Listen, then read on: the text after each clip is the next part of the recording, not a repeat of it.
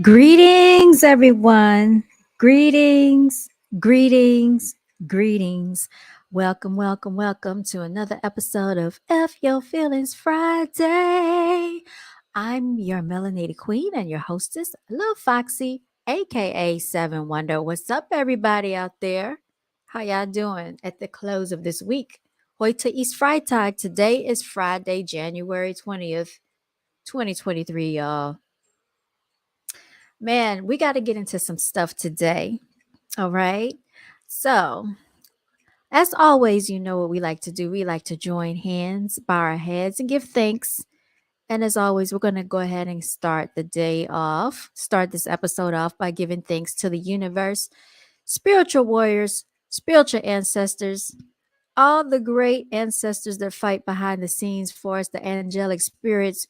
We want to give a thanks that we have the necessities in life. A lot of people might not have everything they want, but thank goodness we have everything we need. We want to give thanks that we actually have the ability to fight another day, y'all, because it's not easy out here for a lot of us. Okay. All right. With that being said, let the church say amen. All right. So I was contemplating, y'all. I was doing some contemplating today. But before we get into it, let me go ahead and turn my camera on so y'all can see me. This is your girl. How y'all doing? CEO and founder of Brown.Girls.Are.Beautiful all day, every day. Hashtag no days off. Celebrate yourself because, if you don't, who else will?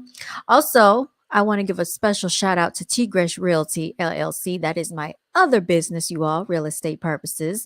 And so, as you can see, I am dressed in my real estate attire because I was out doing some real estate business today. I would show y'all some photos and some video footage, but I don't have it uploaded. I might send it to my computer so y'all can see. I'm getting prepared for an open house tomorrow, you all. All right. So, we're hoping for a full house. Um, we're getting prepared. This was an all day affair because of the mileage that I had to drive. So I hope it's worth it and I hope it pays off, you all. The things that we go through in the state of affairs called real estate. All right.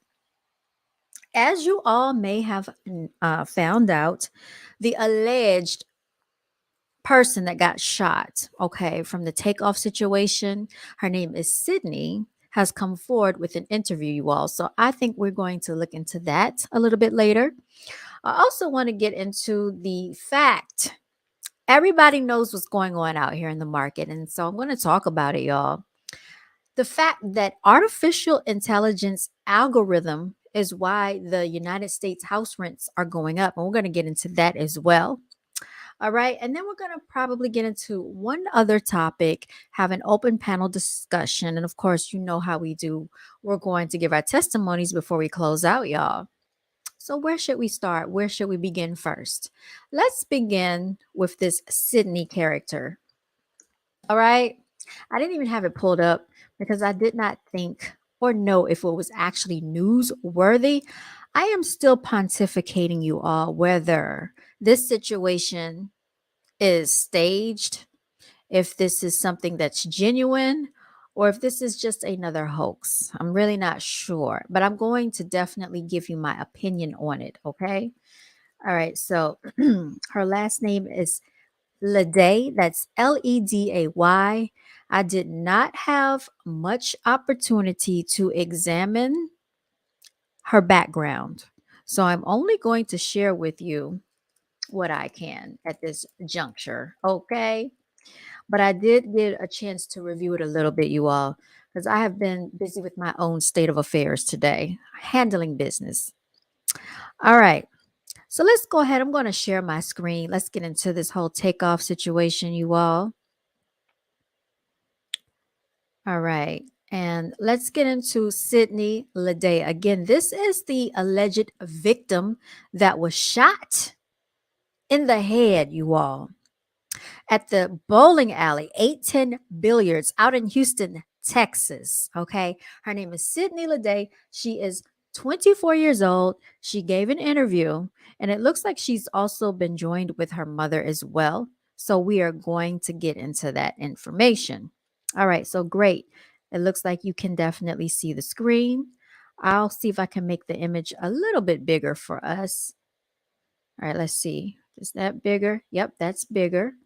And this will take up the whole entire screen here. All right, here we go. Here we go, y'all. Here we go. All right. So let's go ahead and get into it. So it says here, takeoff murder takes major turn. Second shooting victim, Sydney Leday, is a witness for DJ Pet or DJ Cam. Okay. And they have a question mark behind it. So what I want to do is I'm going to go ahead and get into this news clip right here. This video is 11 minutes long. Mother of woman shot when takeoff was killed talks about the call she received from her daughter. All right, so I'm just going to give you my thoughts and opinions on this as we go through this interview, you all. For those of you who've seen it, many of you already have because they have been reporting on it ever since or as early as yesterday. All right, so this is my turn to go ahead and delve a little bit deeper into this matter. All right, y'all, because there are some things that's not making sense to me. So I want to see if, do we have similar thoughts and opinions about this situation? Because this lady was apparently shot in her head on October 31st, going into the night of November 1st when the whole takeoff situation took place, you all. So I think it's very important that we kind of factor in what's going on here. So let's go ahead and listen in. No parent wants to hear. But when this mother's phone rang in the middle of the night, she knew something was wrong. It wasn't first responders calling her, it was her own daughter, Sydney Leday. She told her mom she had been shot. Sydney was at the same private party in downtown Houston where rapper Takeoff was killed. Her mom, trying to process the news, rushed to the hospital to be by her daughter's side. In her All right. Now, I do want to point something out here. So I'm going to pause it for a second. This kind of reminds me of the Nipsey Hussle situation. Do you all remember with the Nipsey Hussle situation when they allegedly said that Nipsey Hussle was shot, I believe, multiple times, or at least upward of 5 times, shot in the head, you all, was able to pull out his cell phone and call his brother Black Sam. Okay, but he still didn't make it. She made it. So she allegedly was shot in the head, put out her cell phone and called her mother, not 911. She called her mother. So let's listen into this a little bit deeper. her first interview, this mom opens up about her daughter's recovery, what those early moments were like in the hospital, and why she's calling for accountability now for what happened to her 24-year-old daughter. What has this been like as a mom to watch your daughter go through this? Oh, as a mom, it's from the beginning. It's been like she said, it's unreal. It's like Halloween weekend just haven't stopped. You know, as a mom, you want to make sure your child is okay, of course. So moms, we know how to hold things in and keep pushing and make. All right, so I want to find out, where does Sydney Leday reside? Because I have not done any background checks on her story at all. I haven't really dug deep into her background. But when I heard her speak, you all, because this took place in Houston, Texas, the first initial report about this situation told us that Sydney Leday is Quavo or the Migos, actually one of their assistants. They said that the assistant was shot. Okay, it was a male and a female in their 20s that were shot. They did say the female was shot in her head. They did not give any names of these individuals. Okay. So I'm trying to understand if she was the assistant or if these were the assistants and part of the Amigos entourage, because that was the initial story, that these were Quavo's assistants. um how is it that she called her mother and her mother showed up on the scene? Because If you are someone's assistant, does your mother live in Houston or was your mother traveling with you to Houston? I would think that you normally travel with the celebrities and you have to be with the celebrities at all times, usually on a 24-hour call, because assistants do a lot of things for these quote unquote alleged celebrities. They have to be on call, you all. So, how was it that her mother was on standby at the scene and readily available to show up at the hospital? Her mother did not have to take a flight out to this particular town in Houston. And this lady, Sydney Leday, she sounds to me to have a California accent. So I thought that was very interesting. So let's continue on and listen to what her mother has to say. Make sure everything's okay, and we kind of will set ourselves to the side, just to make sure our children are good. But it's been a nightmare, as a mom, you watching your child sick, like she said, coming home from the hospital. Well, from the initial phone call, I felt like my whole inside was on the floor. My husband had to pick me up. We had to keep pushing to even get to her, and just to hear the words from your child, Mom, I've been shot in my head, like, you're like, what? Like, what are you saying? And then she's telling me that. So, And where were you when you got that phone call?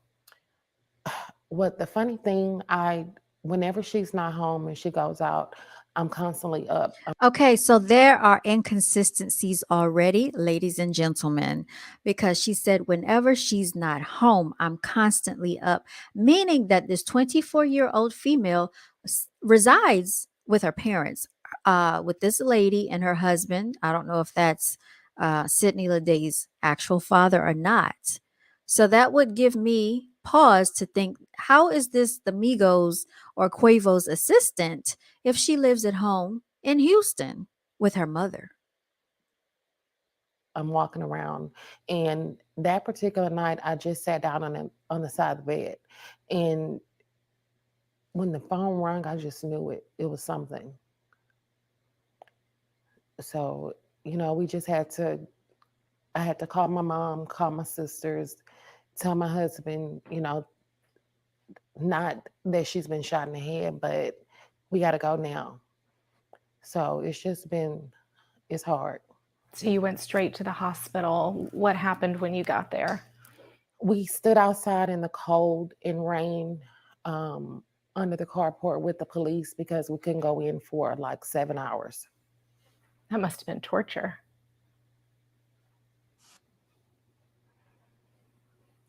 It was. Why couldn't they not go in for 7 hours? I want to hear the answer to that question.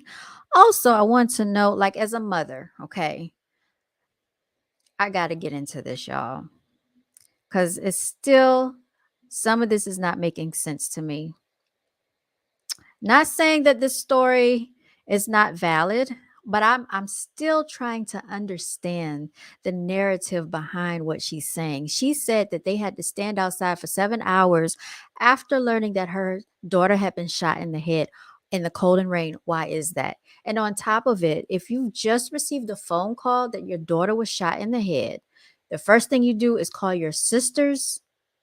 No, you don't even have time to call your sisters. The first thing you're going to probably do is be screaming, "What? Are you okay? What's going on?" Like, you're going to be panicking out of this world. She said she called her husband not to tell him that she had been shot in the head, but that we got to go, we got to go. No, the first words out of your mouth is, "Oh my God. Oh my God. Such and such said they just been shot in the head. Oh my God, we got to go. Where are you at? We're on the way." Like, you can't even think straight than to call your sisters. Okay, well, let's keep going. So, like I said, I'm not saying that the story is invalid. I'm not saying it didn't happen this way, because people react in different ways. But I'm just trying to think logically as a parent, as a mother, having a child tell you something like that. The first thoughts across your head would be not to call your sisters, but to get out of that door and run, as just get to the car. And you probably breaking all types of speed limits, running stop signs, traffic lights. You don't care if the police are chasing you. You're going to get to where your daughter is located, right? You don't even have time to call anybody. You're probably just panicking, panicking, probably on the verge of having a panic attack. I'm just saying, you know what I'm saying? But hey, let's keep going on here and hear more of what she has to say, y'all. All right, let's let her talk. You know, to hear her say that, and then you don't know.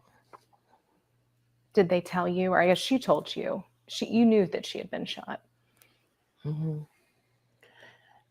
But it's to know, like, is she okay? Like,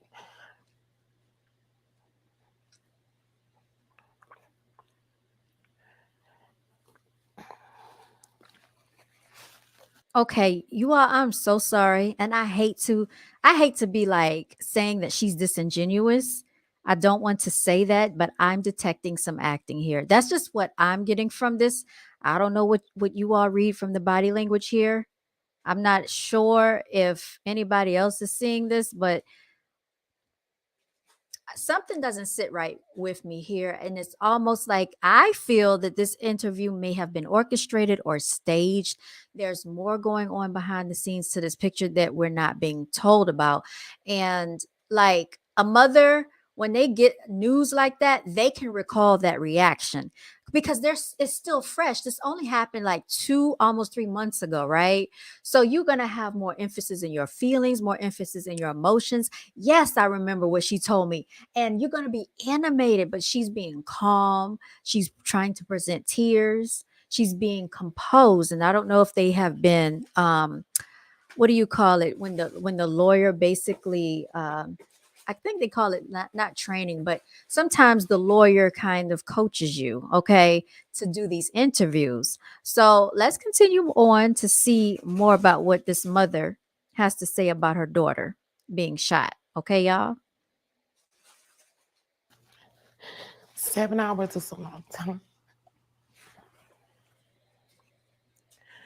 And the police were trying to be as helpful as they could, but they didn't know, her situation because they were out there with me, and they had to secure the hospital so that if it was a threat to her, you know, uh, Okay, so she just said a whole lot in that one sentence, you all. She's letting you know that there could have been a potential threat to this individual. Who would have been a potential threat to this individual? Because the police had to secure the premises and the parameters and the perimeter of this hospital. Okay. Now, you all know when people have gunshot victims, sometimes this can be the case because the person will come to the hospital and want to finish the job. We all have heard about the mob ties individuals involved here, okay, that run heavy, run rampant out in the city of Houston, allegedly, okay? So who's to say that these individuals did not know that she was taken to this hospital, all right? And may have been a threat to her life. Because why is it that the child's own mother was not able to go inside for 7 hours, y'all, to see her daughter when she just received the news that her daughter had been allegedly shot in the head? You mean to tell me she couldn't go in there? They had to stay outside in the rain and in the cold with the police? Y'all, do y'all remember the weather that day on November 1st? October 31st going into November 1st. Was it wet? Was it rainy? Was it cold out in the city of Houston? Does anybody remember? Do we need to pull up the weather report, you all? Something seems very awry with this situation. So let's continue on and let the mother speak for herself, you all. um, not knowing who the shooters were, not knowing if um, they were followed to the hospital. Like, They were worried about her safety, even in the hospital. yes, she was under an alias, and I suggested that they keep it that way, because we didn't know anything. Hold up. Hold up. They had her in the hospital with an alias, and I can understand that they would want to protect her identity because allegedly this was a high profile situation involving Takeoff, aka one of the rappers of the Migos. His real name, as everyone knows, is Kershnik Kari Ball. Okay. Now, did these people know this girl's first and last name? Because they did say that there was a guest list that people had to have in order to get into the party. So, did these people know her first and last name? Why they would deem her to be in danger? Why they would deem there to be threat upon her life? Did someone know her? They know she was shot at the party, knew which hospital she was taken to, and allegedly would they have come to that hospital to finish the job? That is the question that I pose at this point, because the mother said they did not know anything at that particular point in time. Looking at social media with, with this guy, the way they were showing him, and then knowing that she's in the hospital, like that was torture by itself. So 7 hours later, you get to your daughter. Hmm. What did you see? Basically, the picture that I posted on her GoFundMe is what I saw. She had a tube. Um, to me, she looked like she was dead. Me being a mom. She said she looked like she was dead, me being a mom. I still feel like something about this interview, y'all, just doesn't sit right with me from my initial review of this and reaction. Like right now, something doesn't seem right, y'all, because that wouldn't be my first reaction. I wouldn't want to look at my child knowing very much that she was alive when I spoke to her, allegedly, saying that she was shot in the head, allegedly, rushed to the hospital, get out there for 7 hours, standing in the rain with the police.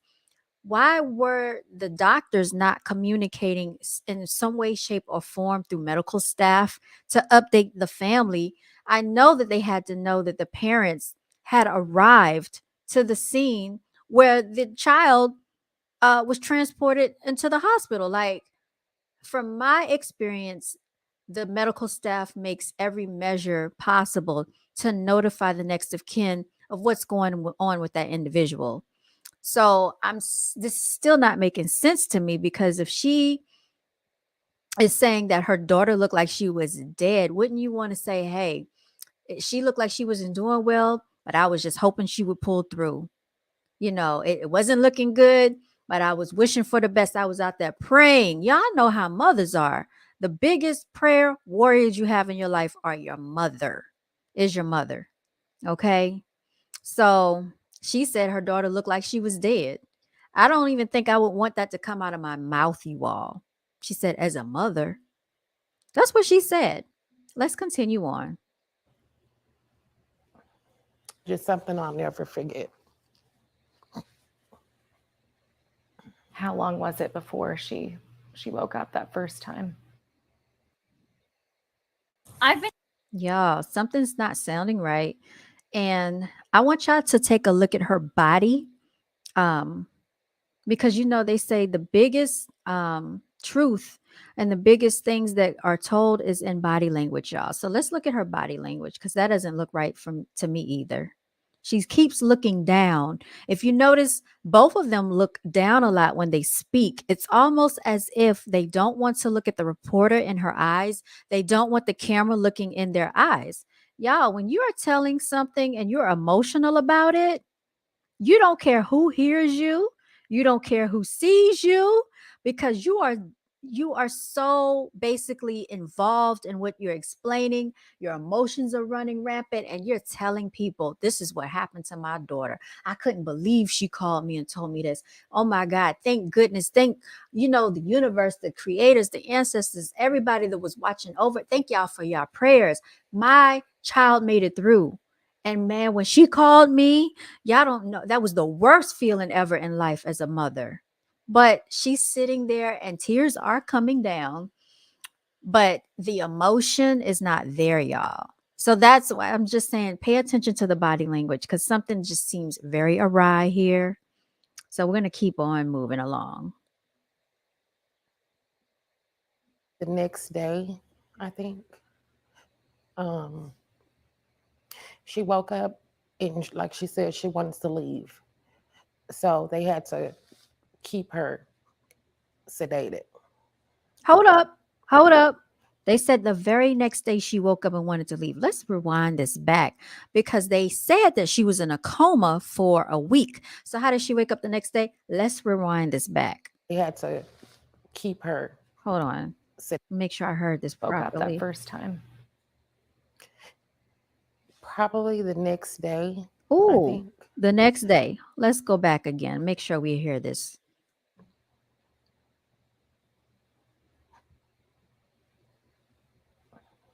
Just something I'll never forget.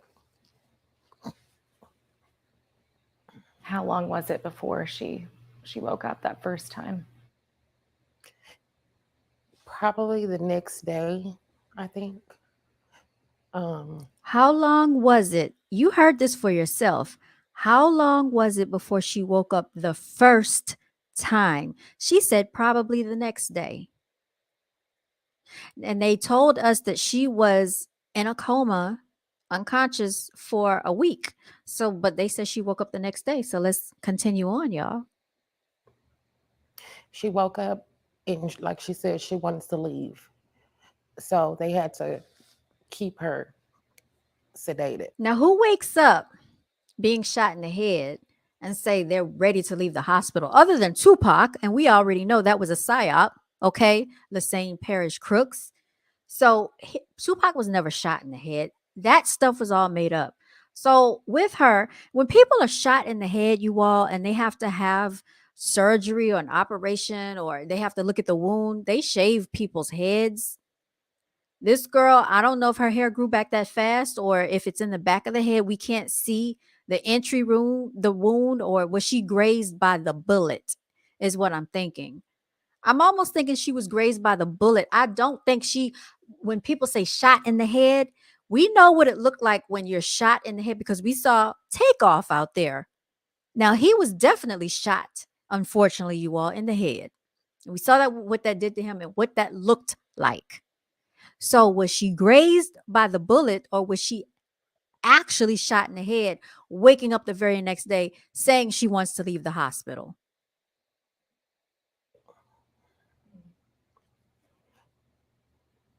And just seeing her, her hands are in mittens.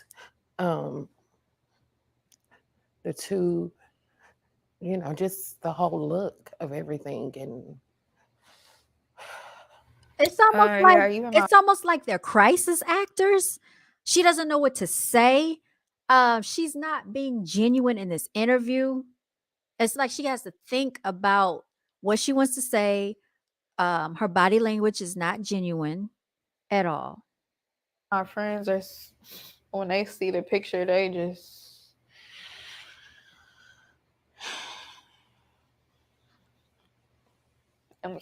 like you need a warning sign.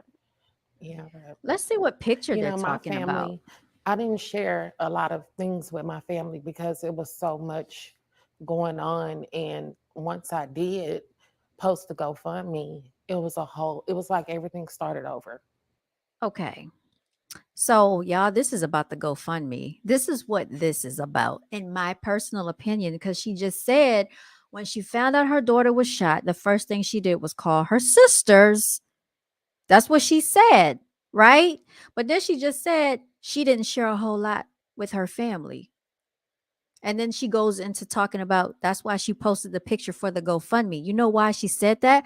Because there are already people that found that this was very suspicious that they posted a GoFundMe 2.5 months later after the incident took place. I People had to wanted to know how she explain was doing. What is happened? First, a lot of calls and yeah, it did. Like it was They're acting, coming back y'all. all over again, They're which acting. we knew was gonna happen, but it's just like you having those emotions all over again. There's no plan. Listen to this girl's accent. She has more of a West Coast accent. She does not have a Houston accent. So, how long had they been in Houston? But I allegedly heard them and read the article where they said that this was Quavo's and the Migos. This was their staff, or this was a part of their entourage. These were their assistants, right? 24-year-old assistant, which is younger than Quavo, younger than Tay. They are younger than them, right? But she has a California accent and allegedly lives in Houston with her mother. So how can she be the assistant for the Migos? Because usually assistants have to be like on call. They're, you know what I'm saying? They're with the Migos at all times because you might need them to run to the store. You might need to do this, take care of business, do that. Does this girl seem to have some type of administrative assistant experience, and she does not even really articulate herself that well? I mean, I'm not saying that she does not have the ability to be an assistant, but I don't know, something doesn't sound right. Planning for any of it. It's no planning with her having nightmares. Um, she was constantly uh, nauseated. She couldn't eat. Um, the anxiety, the constant emotions, just Okay, I see where this is going. So they're giving you all of her symptoms, all right? And you know why people do this, y'all. I know all about this game, and not saying that it's a game, but they're pointing out emotions because they want to show emotional damage and emotional trauma. It says just out of nowhere she's crying, you know. They're talking about she can't eat, she can't sleep, she's having nightmares. These are signs of trauma. We know what trauma is like. Okay, so they're trying to get some money, y'all. This is, I'm telling you, this is what this interview is about. out of nowhere she's crying. We're just trying to take care of her, and so we had to deal with all of that, and we're still dealing with it. How, wait a minute, how were they dealing 12 with insults? Yeah, I gotta ask this question. How were they dealing with insults if her identity was kept a secret and hidden? Who was insulting the girl? Except for now that she's come out and they put that GoFundMe up. Now people are questioning things. for a while she was afraid. She didn't know, she just didn't know.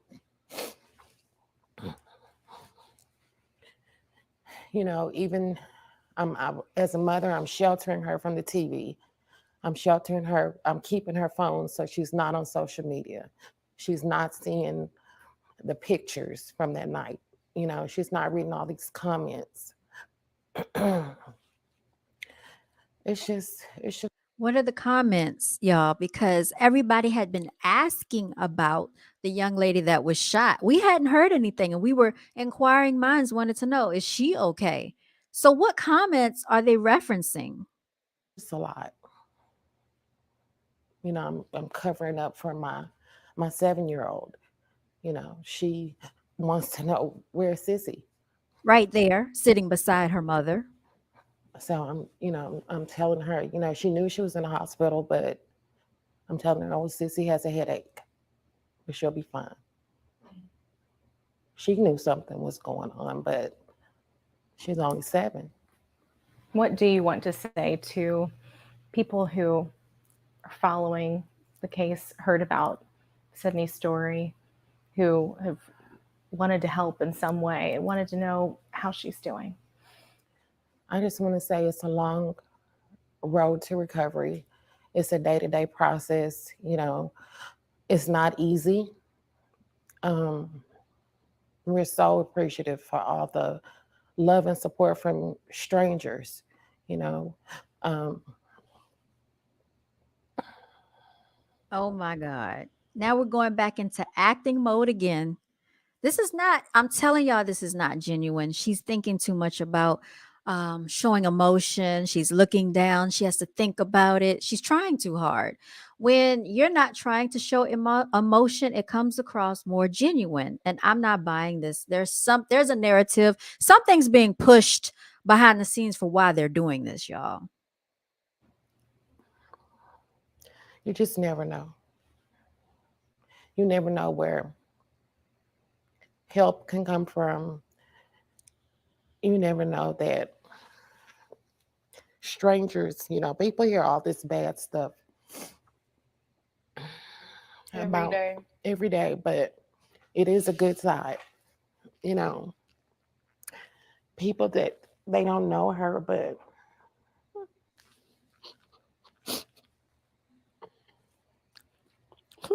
Okay, y'all. I'm sorry. What is the crying about at this particular point in time? What what is the crying about? Like, why is she there? Am I pointing the right way? Point this way. Why? Okay, why is she there? Why is she crying? Because the daughter is okay and sitting beside her at this point. So what are the tears about? Like, it's too much, it's too forced, it's too obvious, y'all. It is too obvious. And I'm sorry if this girl did get shot in the head. I am sorry that that happened to her. But for them to come out with these antics, it's not looking genuine, is all I'm saying. Let's continue forward, y'all, because this is very weird and very awkward that they came out of nowhere after 2.5 months with a GoFundMe, and now they're showing up on the news after people had been asking about the girl that was shot in the head, right? We did not know her identity because they kept it hidden. So, who was posting comments? Where were the insults coming from? Stuff is not making sense. And then, who's the guy that was accompanying them that they said was also shot, that was part of the Migos entourage? Allegedly, it was another assistant of the Migos, or Quavo's assistant. That's what the initial story was.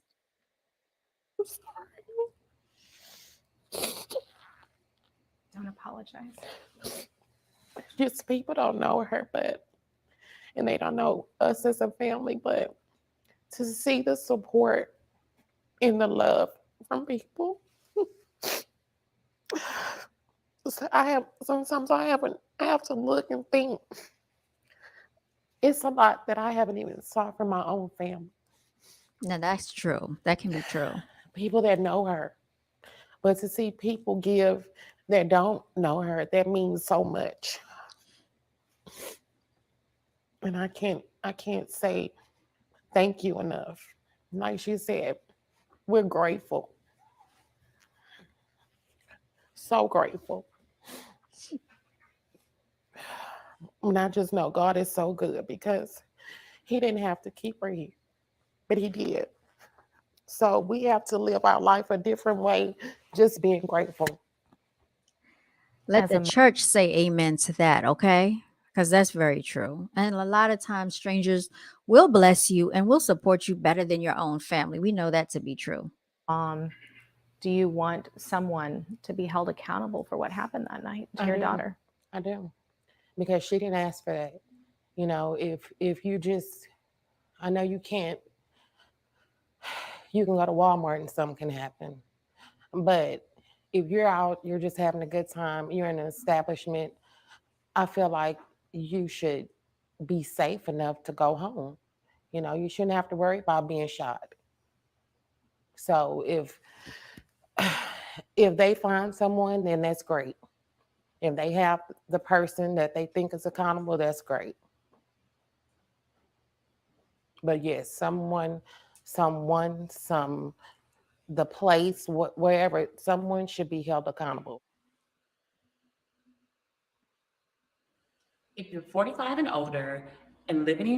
All right, y'all. So there you have heard it. You've heard it for yourself.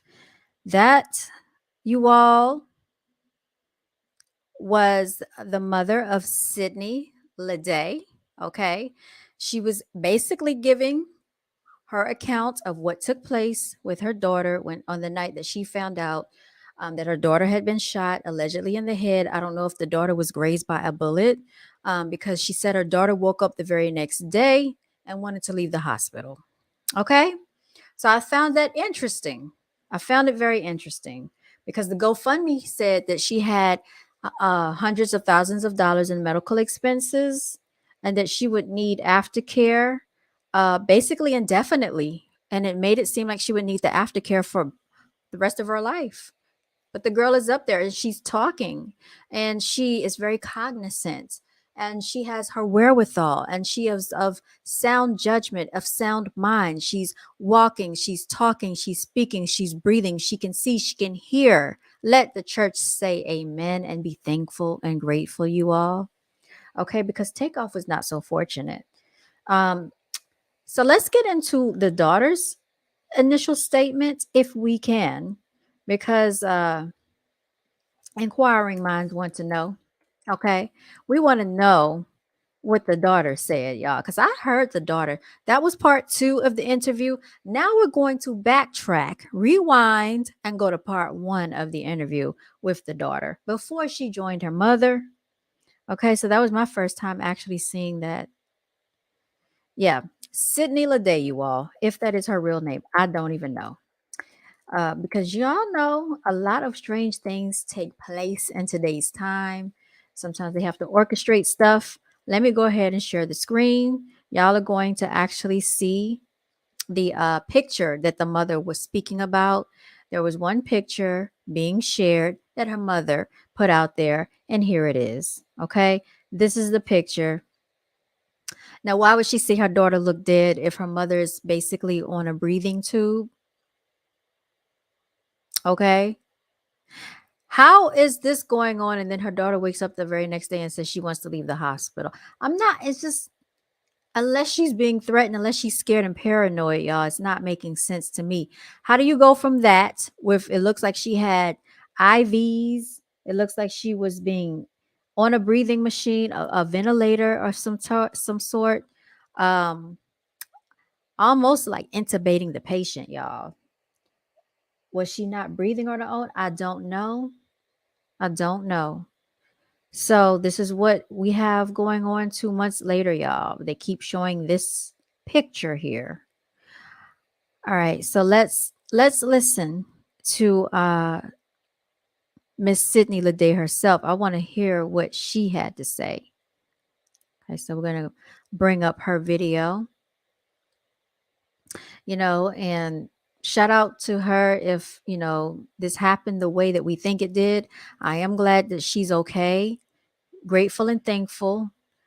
But y'all, people need to be very careful of believing everything in the narrative that's propaganda techniques are real, and people play on people's emotions all the time, especially because this is a very infamous situation that took place with the Migos. So let's go ahead and view this, and I'm going to share my screen and we're going to listen in here. Make sure you like, share, and subscribe. Rapper Takeoff speaking for the very first time. Sydney Leday is 24 years old and says it is a miracle she's alive. It's a story our Grace White has been working on for months. She joins us with the exclusive. It's very hard for Sydney Leday to sit down and talk about that night. We've been waiting for months until she was ready to tell her story. And tonight she sat down with us to talk about the shooting and her recovery that's far from over.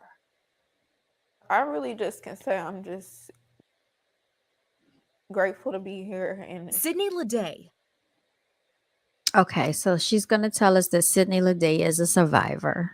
Is a survivor. Do you remember the moment you first woke up in the hospital? I didn't want to be there. I kept telling my mom I want to go home. She did not want to be there. She kept telling her mother she wanted to go home.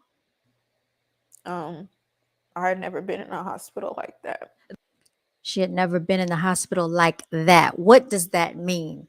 Never been in the hospital like that. I wish she would have elaborated. The reporter should have asked her, what do you mean, been in the hospital like that? That would have been the follow-up question to ask her. The night rapper Takeoff was shot and killed out. Now listen to the dramatic voice. It sounds like theatrics. Everyone knows that the media likes to orchestrate drama when they're presenting these stories. Outside a bowling alley in downtown Houston, she was shot too, in the head, after what Houston police What part of the head? They never specified. called a private party that started on Halloween.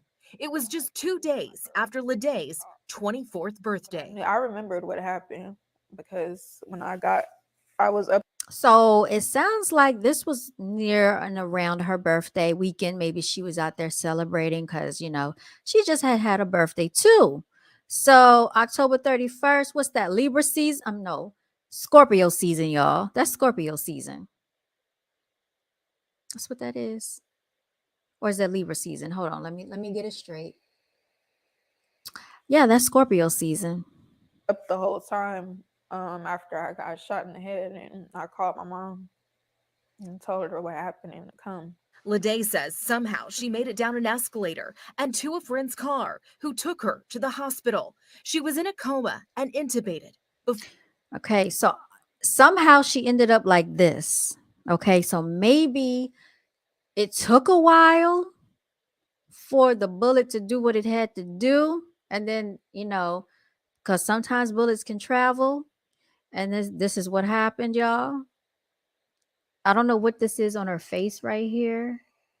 It looks like some type of patches that they put around her face on both sides. This right here is like when they need something to breathe for them. I guess it's like the respirator or the ventilator thing. They call this intubating the patient because maybe her lungs aren't functioning, allegedly. Okay. This looks like some type of IV they had hooked up to her. And so this is what the mother was referencing when she said that when she saw her daughter as a mom, she looked like she was dead, unfortunately. But, she probably was on heavy medication, possibly, or she could have been, out of it because of all the things they had done to her. And they had probably injected her through the IV heavy sedated medicine or heavy sedation drugs.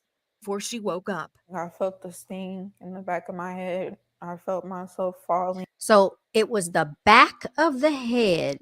So if she was shot in the back of the head, y'all, because she said she felt the steam on the back of her head, would they lay the patient on the bullet wound? Would they actually lay her on her head if that's where the bullet fragment went in? I'm just thinking here, I'm speculating because I'm not a medical professional, but I'm just using logical thinking, cognitive thoughts. I'm just putting these questions out there, y'all.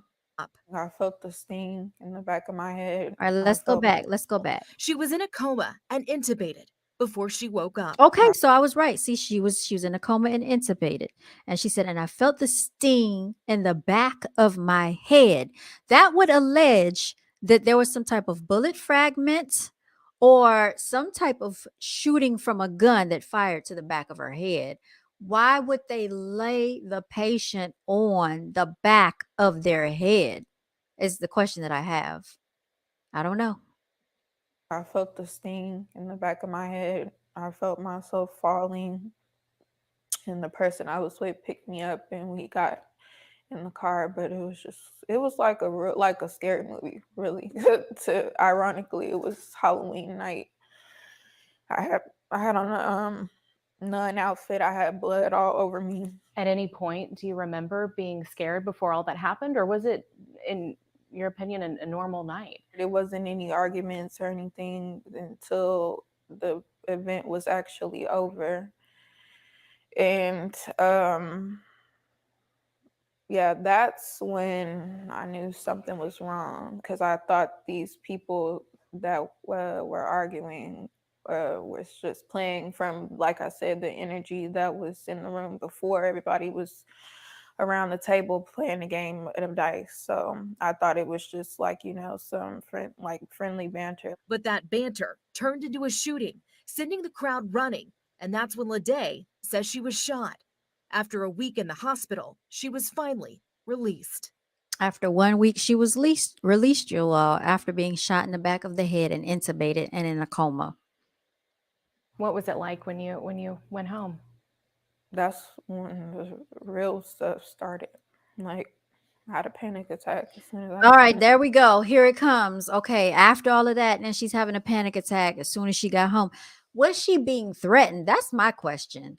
Why is all of this emotional stuff coming after she gets home, after she leaves the hospital, and then she having nightmares?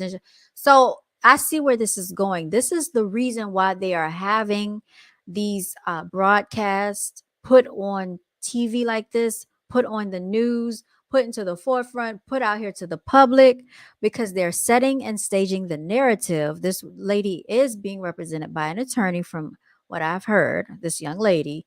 Um, so they're presenting emotional trauma. Okay. They want somebody to pay for that. That's what this is about.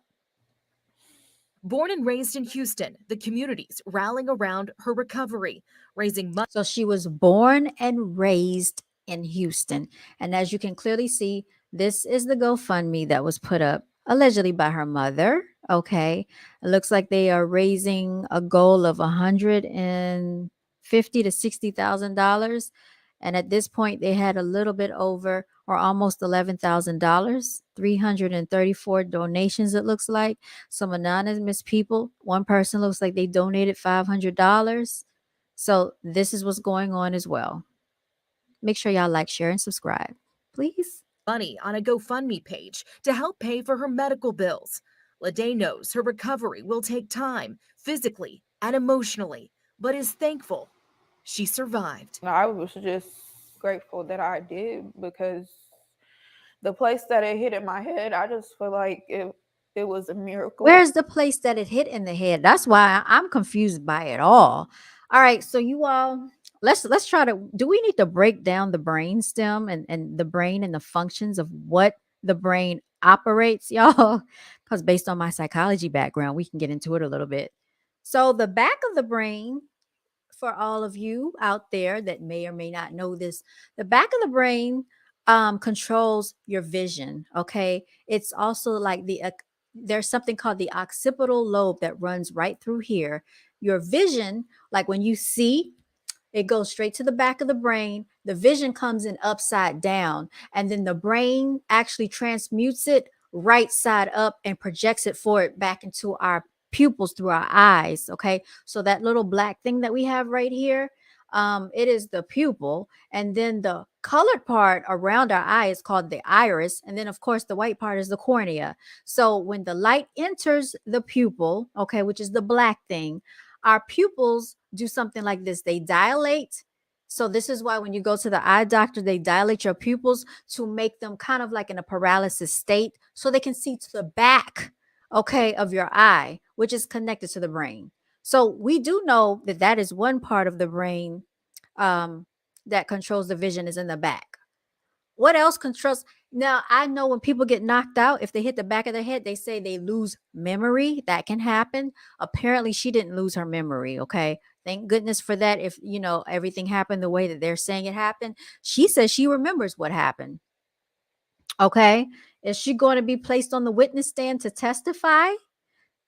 Inquiring minds would like to know, y'all. So is she coming out? Because is that a possibility? Like, there are so many factors here that are unnerving about this situation. It's so many like nuances about this case that just doesn't sit right, y'all. We'll have more of Sydney's story tomorrow, including an interview with her mom and her attorney, who says more should have been done that night to control the crowd. All right, there are two men involved in this case that have been charged. What's their status? Well, the man charged with Takeoff's murder is Patrick Clark. He bonded out just this month. And there was another person charged with felon in possession of a weapon, Cameron Joshua. He's still in jail, but the investigation continues. Mm, mm, mm. So we have two people, right? And neither one of them have been charged with this young lady's shooting. Yet one of them has been charged with the murder of Takeoff, aka Kershnik Ball. They made it very clear each time we've watched the news that Cameron Isaiah Joshua is not connected with the murder of Takeoff. They keep saying that he is just basically being held for firing a weapon because he's a felon. Okay. So there's cover up going on. That's what I get from this. I don't know how y'all feel about it, but a lot of this does not sit right, y'all. A lot of it does not sit well. Let's go to the GoFundMe, okay, for what's her name? Sydney Leday. I think that's her name. Let's go to the GoFundMe. Because it's just not right. It's not right. She was critically injured during the fatal shooting. Let's keep going, y'all. I think they want payment, or maybe she's going to get on the witness stand and talk and say what she saw. I don't know. That's what I'm thinking. Says she was caught in the crossfire, y'all. Let's keep going. Let's keep going. All right, Sydney Leday's GoFundMe page.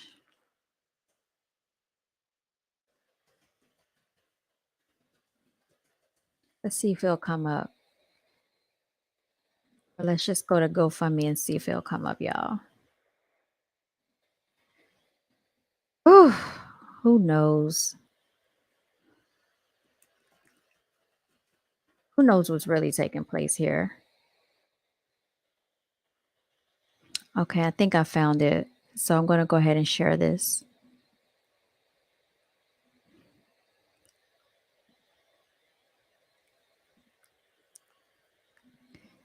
All right, here we go.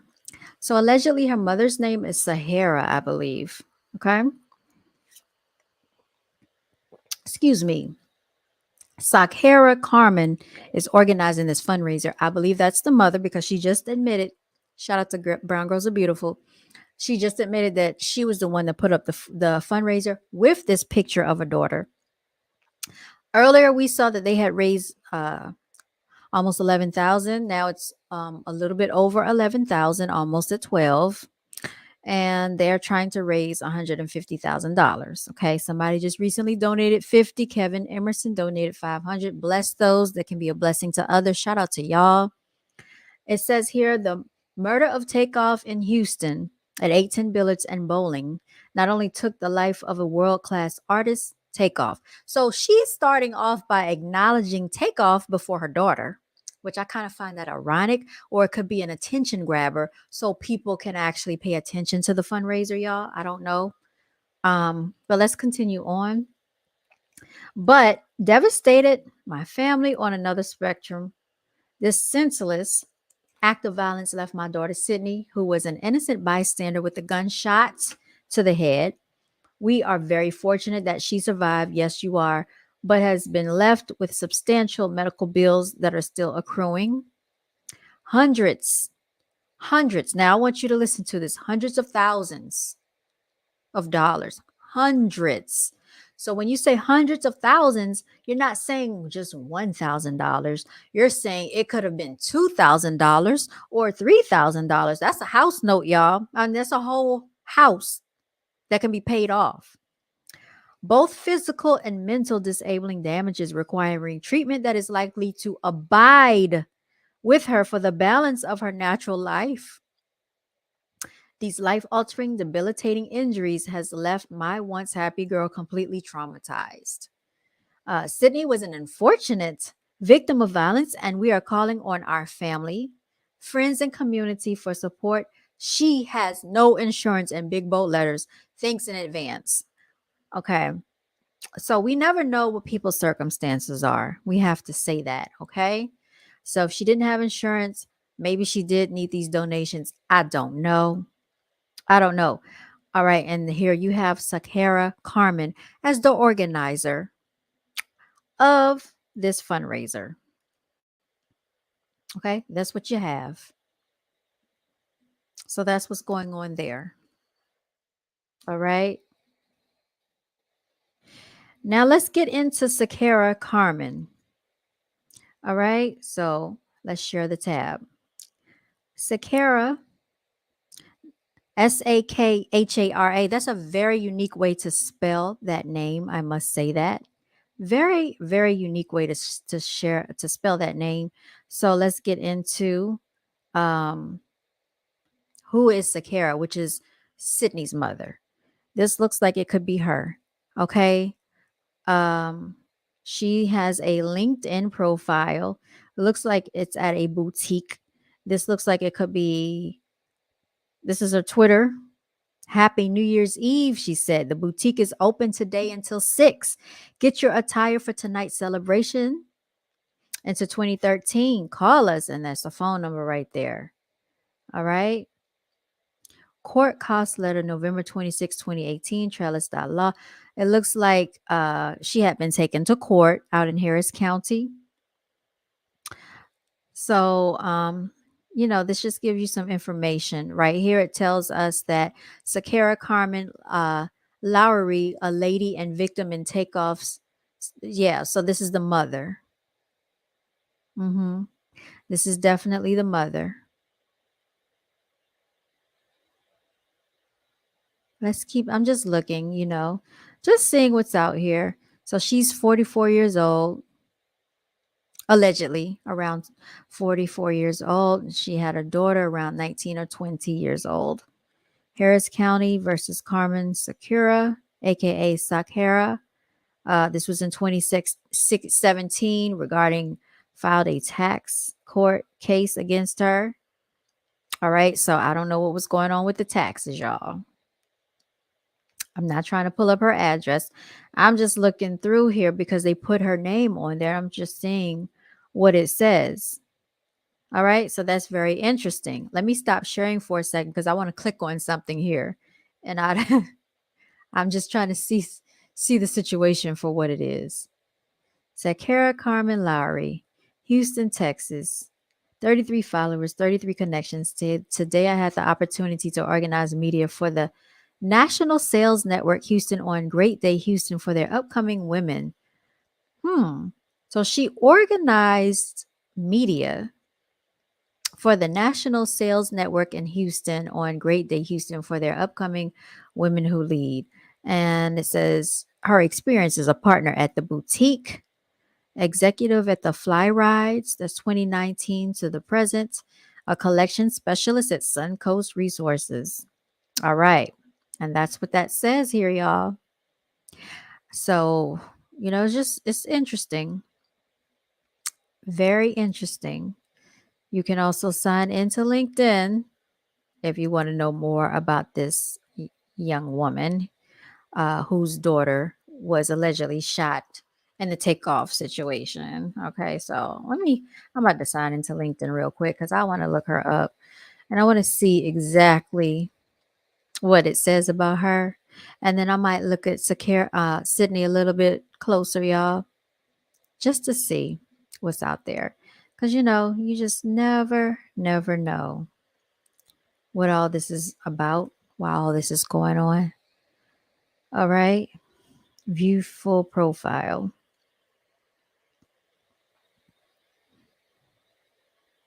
Says she has not posted lately. Let's look at the activity. Okay, so that was 4 years ago. Okay, so in my capacity for NSN as Director of Marketing, I oversee the following. She says event marketing and PR, e-blast marketing, and social media management, you all. That's what she says here.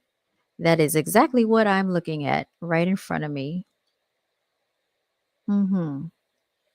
Marketing and PR is her background. Okay. So when you saw her looking down and that might have been some PR going on. You just never know.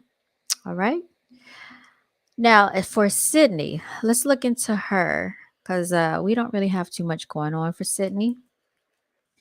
She's young. She might not have too much of a background. So let's see what's going on. Sydney Leday, y'all.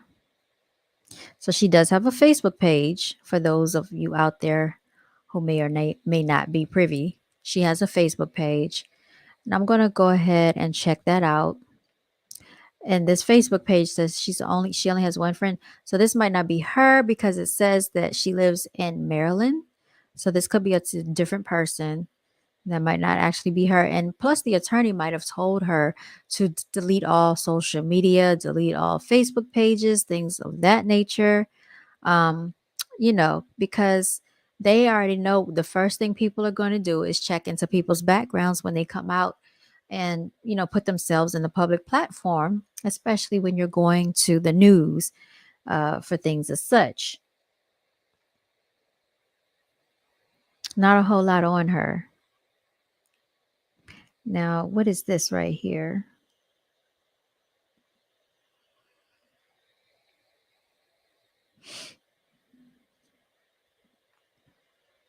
January 19th. So, see, this stuff is just coming out about her. Everything that I see was just posted a day ago, 5 hours ago, 7 hours ago, um, 2 days ago. So she just recently came out. It's not like people were knowing her name. People didn't even know who she was. They kept it secret. She was basically um probably like on victim watch, like what do you call it? Witness protection perhaps. Um they gave her an alias name in the hospital. So how was anybody able to know who she was? They did not, unless it was the people that was actually at the party that knew who she was. Okay? Now, this one right here says, meet Sydney Leday, a creative consultant and brand manager. Now we're getting into it, y'all. Okay. This was posted October 4th, 2021. I'm going to share my screen so y'all can see this. Okay. Let me copy, let me paste, and I'm going to share the screen, y'all. All right. Nice looking girl, especially like when they fix her up and put the makeup on her. She looks very nice on here, but I'm going to share the screen so y'all can see this. All right, here we go, y'all. Here's Miss Sydney Leday. This is the young lady that was allegedly shot at the 810 Billiards bowling alley. Okay, the one that they're talking about, that was shot, when takeoff was shot. And here it says, shout out LA, unique perspectives, tech and culture, lifestyle, work and life. Meet Sydney Leday, creative consultant and brand manager, October 4th, 2021. There she is. That looks like her. That's the same complexion. This definitely looks like her. We had the good fortune of connecting with Sydney Leday, and we've shared our conversation below. It says, hi, Sydney. What role has risk played in your life or career? She said, if I didn't take any risks, I wouldn't be doing what I love. Taking risks is parallel to having faith, but on yourself. If you stay in your comfort zone, you'll always wonder, what if? I never want to live in regret. In my last 6 months of high school, I changed my entire career plan. I was going to pursue a degree in medicine, but then I saw the school of my dreams, Fashion Institute of Design and Merchandising. If I didn't go for it today, I'd be unhappy and struggling to get a degree. I wasn't passionate about all to fund my creative endeavors. In order to create the life you want, you have to take risks. Very true. Very true, y'all. Okay. So I guess I don't know if that's her. Maybe that is her. Let's see if we can point her out in the picture, y'all. I really don't know which one of these, if any of these are her. I'm not really too sure. Can you give our readers an introduction to your business? Maybe you can share a bit about what you do and what sets you apart from others. She says, I have 3 different businesses on the rise. I have Link, etc., jewelry and accessories, a curated series of pop up events such as the Sip and Shop, and my newest baby, new label branding and creative consulting. Link, etc., was started as my prototype business to show people how I build a brand from start to finish. We offer staple jewelry and accessory pieces that catch the eye and make a statement with any look. The Sip and Shop was started to highlight up and coming businesses, expand their networks, while also selling and marketing their products and services in a nice ambiance. Finally, New Label is the mecca for all your business needs, and we want to market it as something attainable and affordable for all entrepreneurs. This is my biggest goal, and I'm stepping out on faith to make it happen. The website will be launched on August 2021 or by August 2021.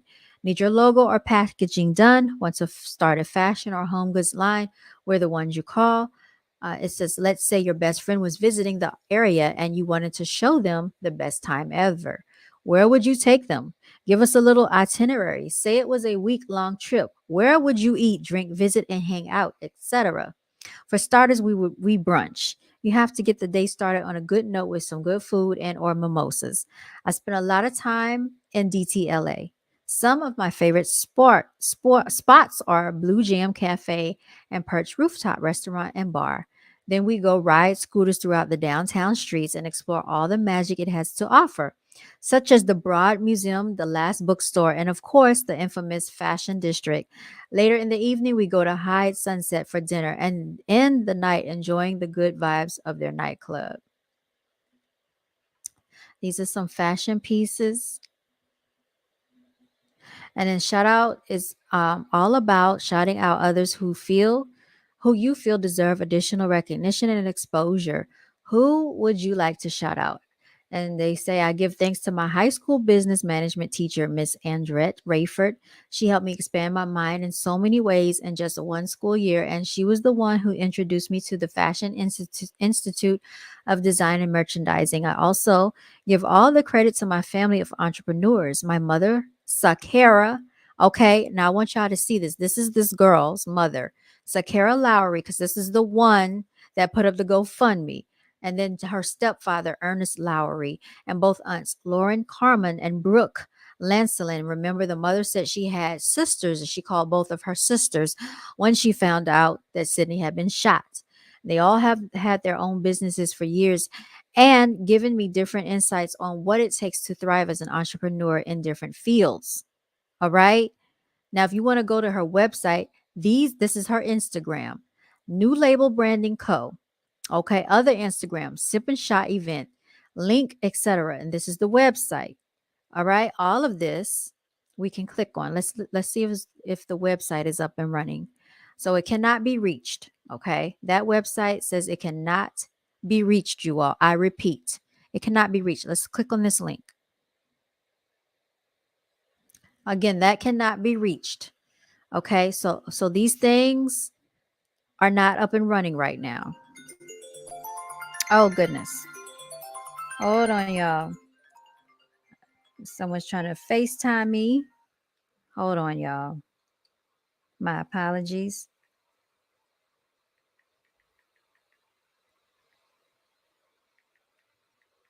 He didn't know. He didn't know what was going on. I had to let him know, y'all. All right. So there you have it. All right. These are the places where you can potentially find um the Instagram. Let me see. I'm going to try to pull up the Instagram if that's possible. I think it's called Sip and Shot. Sip and Shot. And that's on Instagram, y'all. Sip and Shot.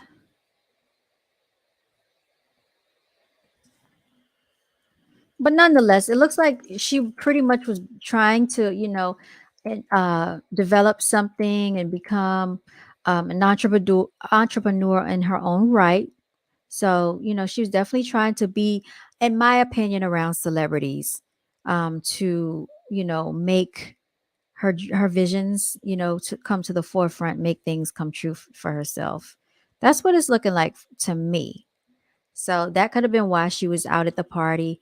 That could have been why she was, out there with Takeoff and them, trying to be a part of whatever they had going on, especially if you're involved in, branding and fashions and labels and all these things that she wanted to have going on for her business. It made sense for her to be at such an event. So, that's what she did. And so she was there, and all of these things took place, you all. I want to try to sign into my account and see if we can pull up her Instagram if I can. If not, we'll look it up some other time. But yeah, so this is definitely what was going on. I'm going to share the screen again so y'all can see this young lady, Miss Sydney Leday, you all. This is what you can find her. She's right here. Miss Sydney Leday. Let's pull her up. Okay. As always, she's, like I said, looking very nice. What's good? What's good? Shouts out to you. I am actually live streaming, and my nephew tried to FaceTime me, y'all. So let Tamari know that I apologize, but this is Miss Sydney Leday. All right, so Miss T Sherelle, if you haven't found out, this is the young lady that was shot in the head, allegedly at the Takeoff situation. So what I'm doing is I'm going to, try to pull up a little bit more information on her, because she just basically introduced herself to the world, letting everyone know that she's the one that was shot in the head, and her mother basically was talking and speaking with her, and they did an interview together. So I'm just trying to go to her Instagram. It's called Sip and Shots. That's her very popular name. So I don't even know if we'll ever be able to really find it, or if that Instagram is up and running, because I'm looking on here now to see if I can pull it up. And I don't see anybody following it. So I don't know if she's deactivated that page or if it is even working. All right, let me go to the bottom and see what other Instagrams she has. Oh, what says right here? We could just click. Okay, click on this. So these might be all the ways we can find the links. I don't know if that's for this article or for her. Let's go to the bottom, y'all, for the exposure. Okay, so it's called Sip and Shop Event. So let me get it correct. I stand corrected. Sip and Shot Event, y'all. Okay, Sip and Shot Event. Let's go there. Let's go. Let's get it. All right. Let's see if anything comes up. Nothing's coming up, y'all. Not a thing. Not a thing at all.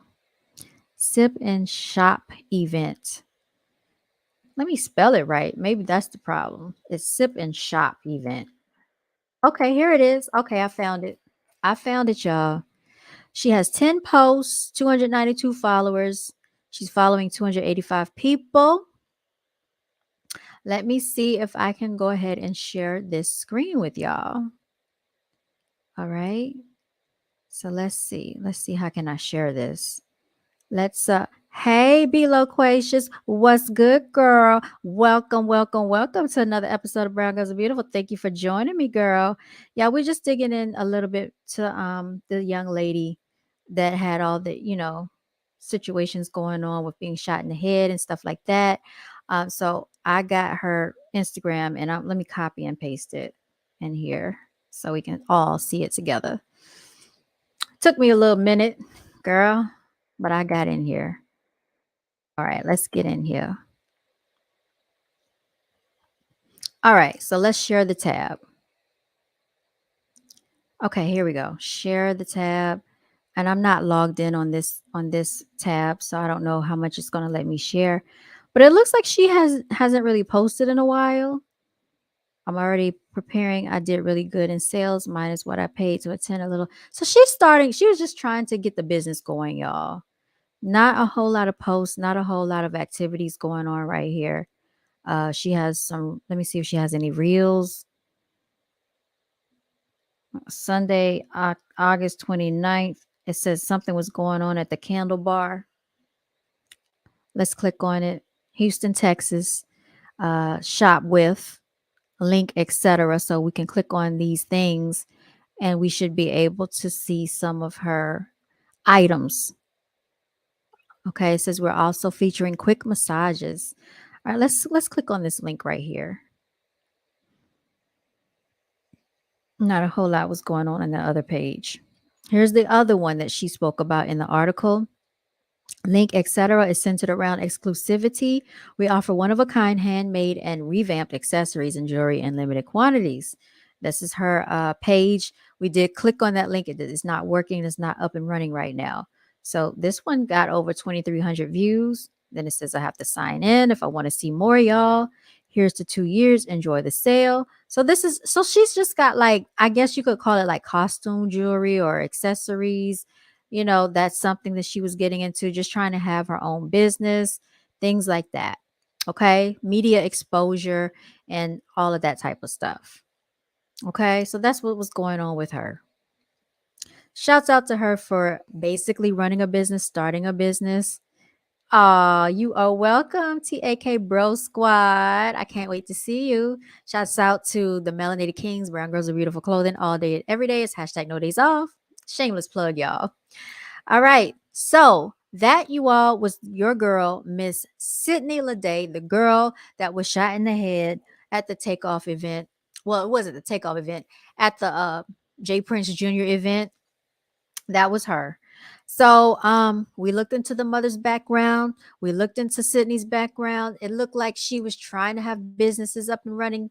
Were they big, major businesses? No, but she was trying to be in the mix. She was trying to be mixy a little bit. She was at the event with some celebrities, if you will, and ended up, I don't know if she got grazed by the bullet, shot, but I don't know. Something happened to her head. And allegedly, she was in the hospital for a week, unconscious, woke up the next day, said she wanted to leave the hospital. She couldn't leave the hospital.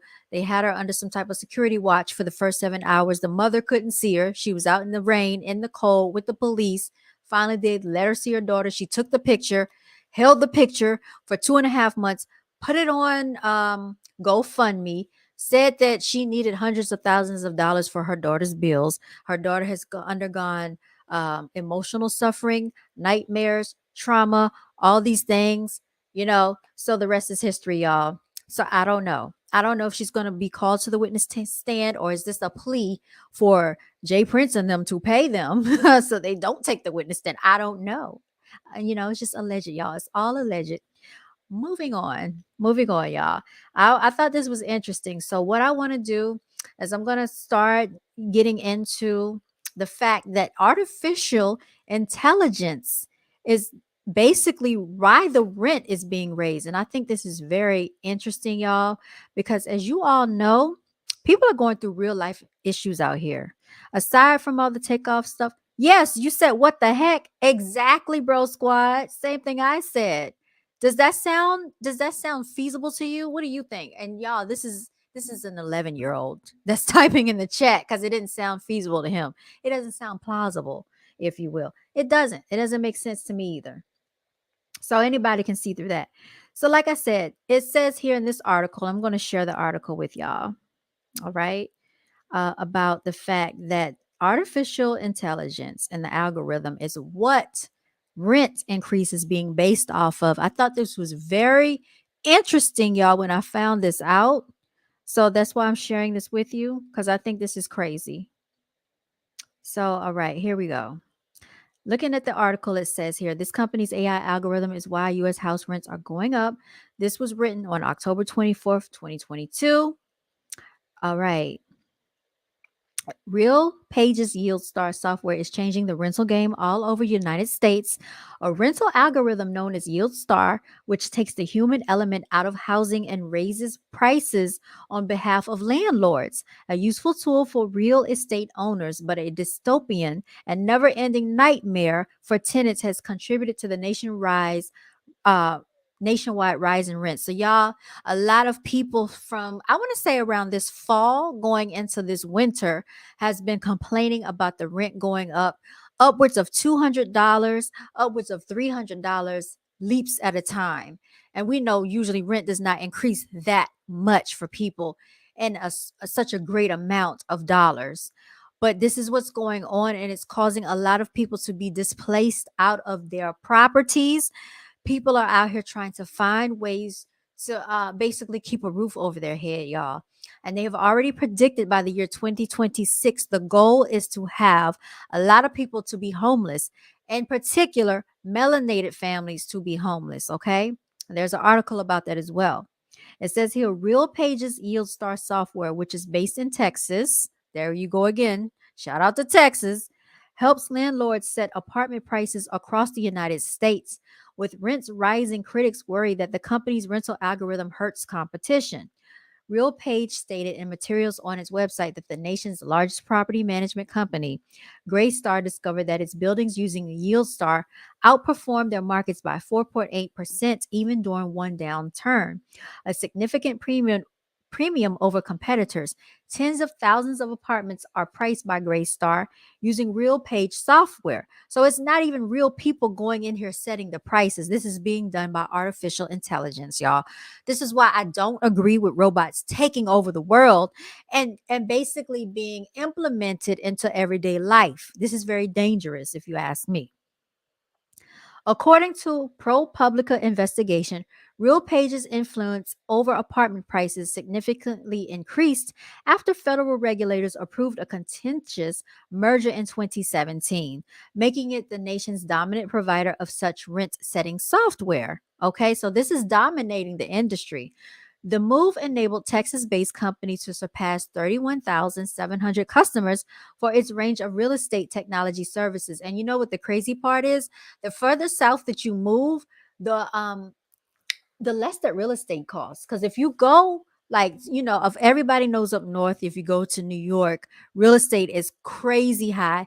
Rent is crazy high in Philadelphia, New Jersey. We have a lot of customers, a lot of clients that move down here from all different parts of the United States, you all, because it's a lower cost of living.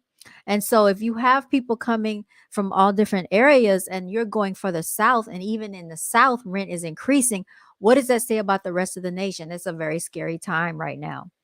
Rents for one bedroom apartments have continued to rise in 46 of the 47 states examined in the United States between September 2021 and September 2022, according to recent data. There were increases of at least 8% in half of these states. Although RealPage has been in business since 98 and is far from the only rent setting software on the market, a contentious merger in 2017 between the company and one of its rivals resulted in its customers controlling 19.7 million of the 45 million rental units in the United States by 2020. So it's only growing, y'all. And I have actually seen an increase in rent from the last 2 to 3 years by upwards of $200 to $300 extra per month for something that would have gone for easily for $1,200 a couple of years ago. It's normal rent is going for like 1,600, 17, 18, 19, 20, upwards of $2,500 for like a 3 to 4 bedroom house. It's not uncommon to see that right now. To put it another way, the prices of nearly half of all rental units across the nations were influenced by an algorithm. Worryingly, very little is known about the yield star algorithm works in detail. But to put it mildly, even the little we know about it is troubling. In fact, some people think that the algorithm could be illegal and hurt competition because it lets other landlords share anonymous rental price data. In some markets, the impact is significant. ProPublica discovered that just 10 property managers use pricing software from RealPage to manage 70% of the apartments in one Seattle neighborhood. So, y'all, there's a formula. When you go to real estate school, you'll find out that there is actually a formula that you can implement to basically predict the yield, the cost of what your rent would be for a particular apartment building. But they are foregoing that and going straight to this artificial intelligence software to calculate their rent. Okay. Let's see. The method of negotiating with the staff of an apartments for rent in Austin building is disrupted for tenants by the system. RealPage advises landlords to accept a lower occupancy rate in order to raise rents and make more money, and it discourages bargaining with renters. So even if you need to be there and you have nowhere to go, they do not want them bargaining with the renters. They would rather see you out and homeless because they feel like somebody else can pay if you cannot. According to ProPublica, one of the algorithm's developers, leasing agents had too much empathy in comparison to computer generated pricing. So take the human aspect out of it. Let's use robots and computers because they don't have compassion or feelings. F your feelings. Y'all, it's F your feelings Friday. That's just what they just said to y'all. It's F your feelings. They don't care about people that have to rent. F your feelings. We don't care. Feelings, what are that? Get them out of here. Okay, what is that? It means nothing, y'all, in this world.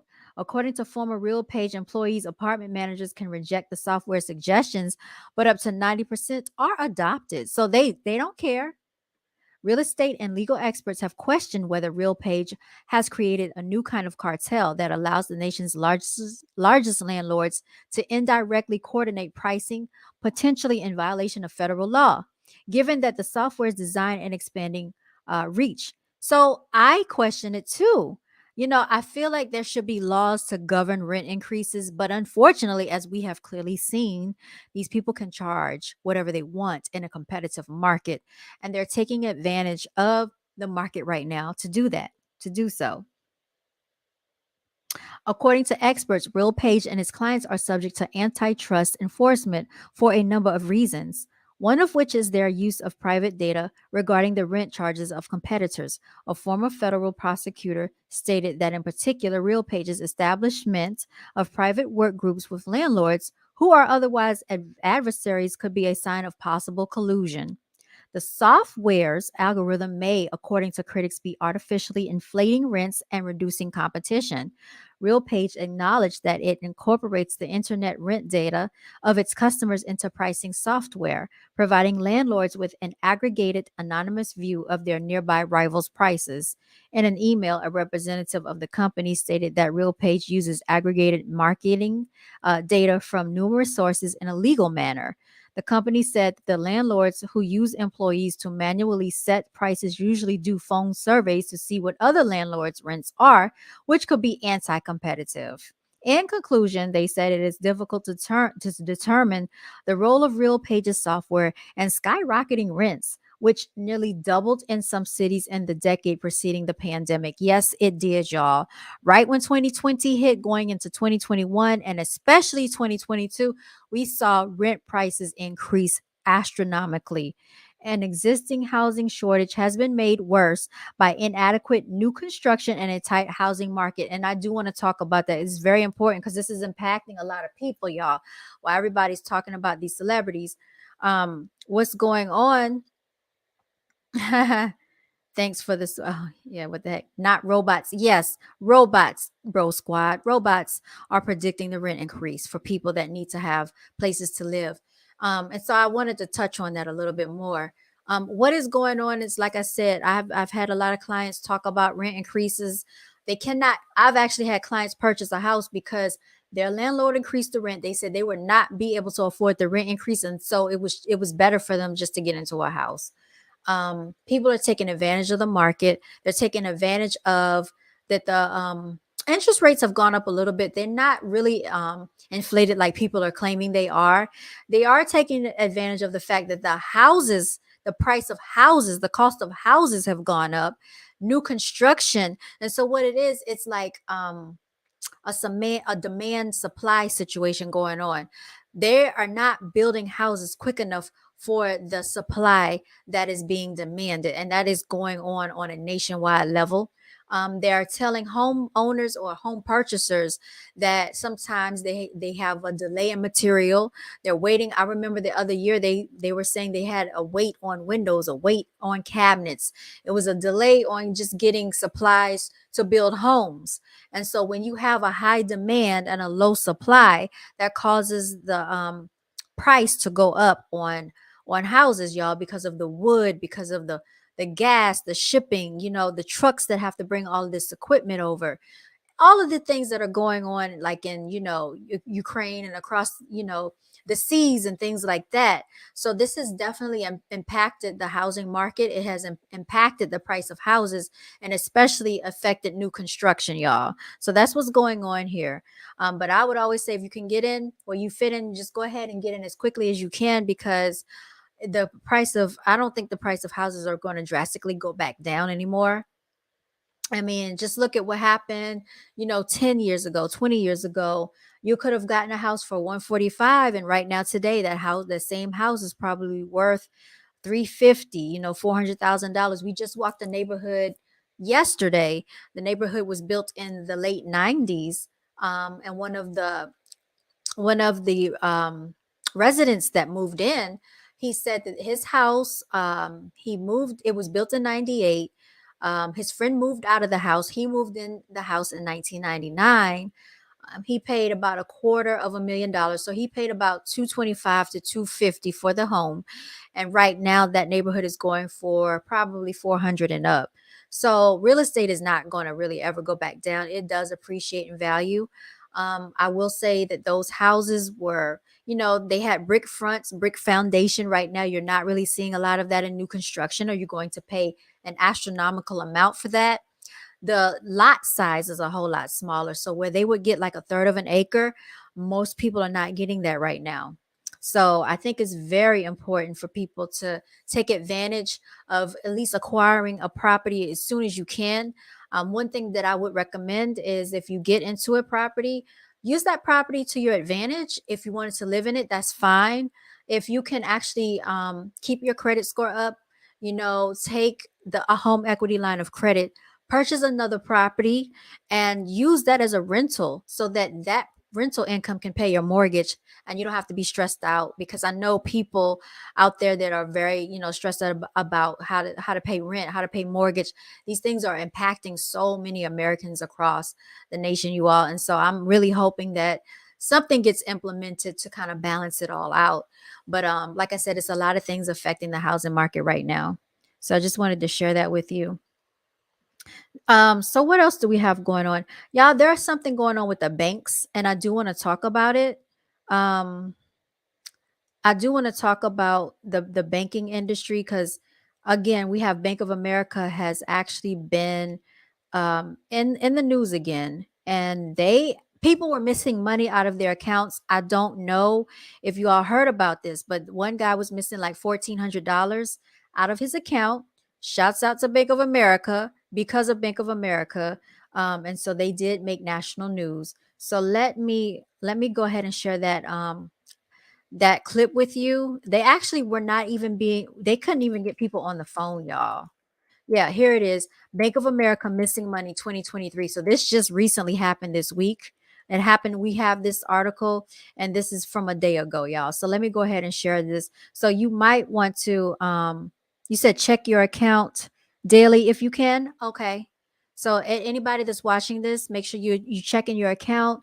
Make sure if you can take some money out for yourself, just to have on standby, because you never know when this might impact you and you need your money. So I'm going to share this because I think this is another thing that's a very important topic that needs to be discussed here, y'all. Here you have it. Bank of America, which everyone knows, Bank of America is one of America's largest banks. It is owned by someone in Germany. So a German does own Bank of America, but they named it that to make it popular, for the people here in America. And so customers had been trying to call the 1-800 number, and they couldn't even get anyone on the phone to talk to them. So they started going into the bank because they wanted to know where was their money going, why was their account missing money, and the people in the bank could not even give them a resolution as to what was going on. So let's listen to this, you all. Of America customers Wednesday. They checked their accounts and found their money gone. I'm missing $1,400 from my account, and they're telling me that there's no way they can help us. You missing money too? Now, this man said he was missing over $1,000 out of his account, and they said there was no one that could help him. What if his rent was due? What if his mortgage was due? What if he had a very pressing matter to take care of and nobody could tell him where his money has gone? I think that's very unacceptable. And they're saying it was because of a computer glitch, but I'm going to let y'all hear it for yourselves. $1,400 from my account, and they're telling me that there's no way they can help us. You missing money too? There you go. It was a nationwide issue. I get a text alert and it says my account is overdrawn. One customer tweeted their balance of negative $2,000. Most complaints involved the payment transfer service Zelle. So I have heard people have been having issues with Zelle. I don't know if you all have heard about this. This was a few months ago. I know that I have used Zelle and it has worked fine for me. I have sent money, I have received money through Zelle, but I don't know what's going on. I think Zelle might be like a third-party app that the bank actually uses. I did see that what was causing my negative balance was the Zelle transfer that I had at one time seen in my account and had received notification, it just disappeared. I went to see my bank account, and then I saw there's $100 less. Zelle is owned by Bank of America and 6 other banks. It issued a statement saying, "We understand that a Zelle network financial institution may have experienced issues processing some of their customers' Zelle transactions, which has now been resolved." Many customers tried to contact Bank of America customer service, but say they were unsuccessful. The bank apologized on social media, saying Zelle transactions made between January 14th and January 17th may be delayed in occurring and posting to accounts. Transfers will appear in your account as soon as possible.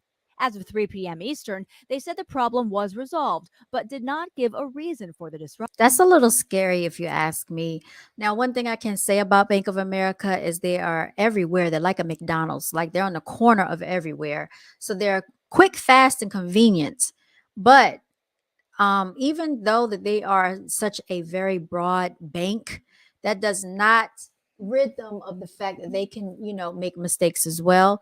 Bank was under scrutiny a couple of years ago, for those that may not be aware of it, for some of their business practices. And they had to pay back money. And they were actually, found to have done some things with people that I think were in the military. And I can't remember exactly what it was, but I remember hearing about it some years ago. So these banks, you all, they can't be trusted. I know for a fact that they charge people outrageous fees, outrageous interest rates at these banks. I did not even know people could be charged 31, 32% interest on, credit cards, on lines of credit. I remember when that housing crash hit back in 2008. A lot of people experienced a lot of debt under the scrutiny of Bank of America. A lot of them were realtors. A lot of their husbands were into construction. And I mean, these people had credit lines upwards of $40,000 to $50,000, and they could not afford to pay their bills. They were actually telling their stories of how they have gone through their savings. They've gone through their 401k. They just did not have the money to pay anymore. And this was all because of what took place back then, you all. Disruptions. It's not the first time Zelle customers have had problems. The app is facing a lawsuit, with consumer advocates and lawmakers citing increasing fraud. A recent report claimed there were nearly 200,000 cases of fraudulent transactions on Zelle between 2021 and 2022, involving more than $200 million. Wow. Some customers may face overdraft fees from yesterday's glitch. There was no immediate word from Bank of America on how any fees will be handled. Andrea Fujii, ABC News. Credit it back. I mean, it's not the customer's fault. So I feel like they should credit the funds back. I don't see why in the world any of these customers should have to have any type of fees because of someone else's glitch or someone else's mistakes. And you said a lot of Zelle fraud is going on. How are people able to defraud people with Zelle? Like, are they taking people's cell phone numbers? How are they doing that? I'm curious because I've even heard of Cash App fraud as well. And so I don't know how people are able to get away with that type of stuff. Oh, you said through scams? They're scamming the people through Zelle? Man, that's crazy. Oh, so they'll try to set up an account and pose and look like somebody else's Cash App or somebody else's Zelle and have you to send them the money. Mostly scams. You said they should give them the money. I agree, bro squad. They should give them the money back. Impersonating your bank. Oh, so see, look, man, they out here impersonating people's bank. Hide your kids, hide your wife, y'all. It's up and it's stuck. Y'all hear me? There was one more thing that I wanted to share with y'all. And basically, this is about the robots. Let me go ahead. Let me see if I can copy this link, y'all. These robots ain't no joke. It is no joke out here. Let's go ahead and get into it, y'all. And yeah, here it go. Y'all, it's scary looking. I want y'all to see this. To me, when I saw this, it scared me. I don't know how y'all feel about it, but I don't want robots taking over the world.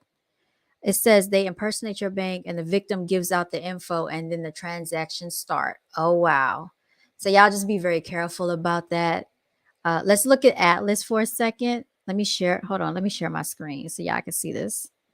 This is what they're doing, y'all, in the background. So a lot of people are losing jobs to robots, as we all know. This is what's going on. This came up on my feed last night, and I said, "Look at this mess. Look at this mess right here." All right, if my freaking computer would like to stop buffering for a second, y'all, I'm just gonna okay. So once it stops buffering and it wants to act like it got some freaking sense, here we go. Here we go, y'all. I forgot my tools again.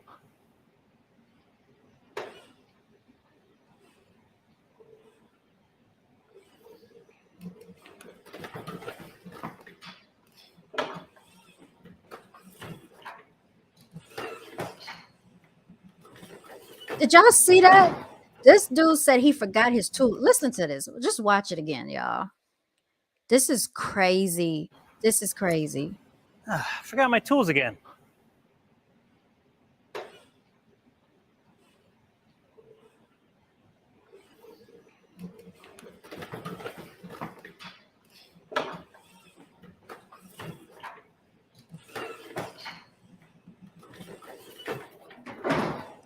Did he really have to leap? Why is he really?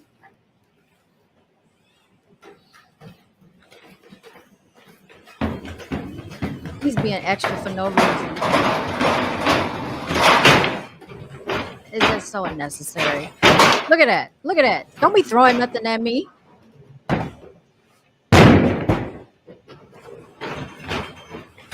It's gone too far, y'all. I mean, come on, just way over the top for no reason. Such a show off. I mean, what is the freaking point and reason in that, y'all? Like, why? Why?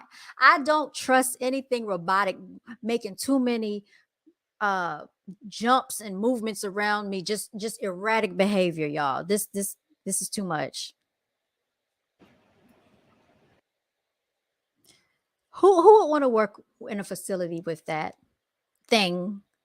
Who would want to work in a facility with that thing? Yeah, I don't trust it. I don't trust it at all. It's complete and utter nonsense. I will not be working beside any type of robotic equipment. Okay. Hide your kids, hide your wife. Y'all get the strap. Okay. Because I don't trust them things. It's doing way too much. It's given you know what I'm saying? Just it's too much. Yeah, I can't. I wanted to show y'all something else because I thought this was funny. Shout out to the Virgos if the Virgos are in the building. And I'm gonna I'm gonna see if I can find this video, y'all, because it was so funny about how Virgos do stuff and they go over the top. But before I do, let me show you this real quick because this didn't make no sense. This didn't. This is another thing that we need to talk about in society. Why do people do stuff for social media thinking it's funny, thinking it's cute, when really it's not? And I'm going to show you exactly what I'm talking about. These idiots had the nerve to post on social media the fact that their baby is smoking, and not just smoking. I don't know if the baby was smoking weed or what, but you about to find out right here. Hold on, I'm gonna show y'all. I'm gonna show y'all because I don't know what the world has come to this day and age. Let's get to it, y'all. All right, let me go ahead and share my screen if I can. And it's not cute at all. So I don't even know who came up with this. Oh God, you said Virgo in the building, girl. Let me find that video, and you know the one I'm talking about because y'all be extra for no reason, just trying to go above and beyond for no reason, trying to outdo people for no reason, no reason at all. All right, let me see here if I can show y'all. Is this it? Let me share. Okay, it won't let me share it from that screen, so let me go to. All right, let me copy and paste it, and then do it the other way. Here we go. Should bring it up. Yeah, y'all Virgos, y'all a trip. All right. Here we go.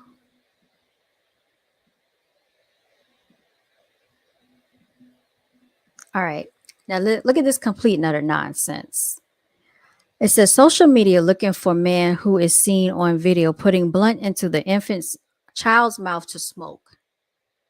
Y'all, this is I don't even know what to say. Some people don't deserve children.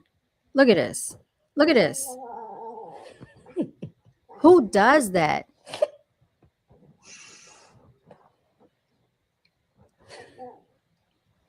That's not even cute. It's not even funny. Like, I just can't. What did the comments say? Somebody said, sick as MFO. Where's the child's mother? Wonder what he makes her do. This is terrible. Upset face. And the mother is allowed it. This poor baby. I don't care what anyone says. Weed is the new crack. Y'all losing your minds. Y'all don't even get the munchies straight to the next blunt. It's ridiculous, y'all. Some people don't deserve children, and that's just my thoughts on it. That's just my whole take on it, y'all. It's giving boss. Dun, dun, dun, dun, dun, dun, dun, dun. Oh, it's giving. Y'all, excuse me for a second. Y'all be in my own little world. We're gonna, go to a quick commercial break, and I'm gonna be right back because I want to show you this clip of these Virgos being all extra on this on this situation right here. So let me see what I want to play here for y'all. Let's see.